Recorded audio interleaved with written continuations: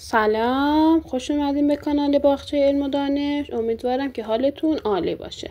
در این جلسه میخوایم بریم به سوال کتاب فارسیمون جواب بدیم. بریم سوالو با هم ببینیم. سوال امروزمون ترکیب کلمات، کلمه هایی که به نامه وصل میشن. بریم جواب ببینیم.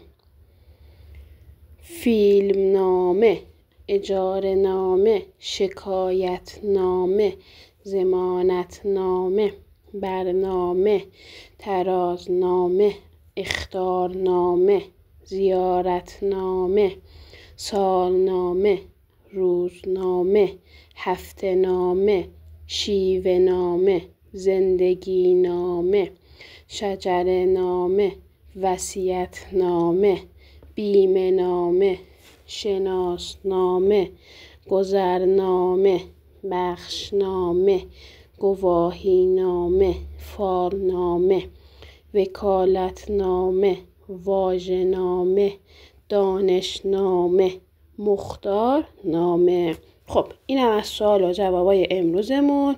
امیدوارم که خوشتون اومده باشه.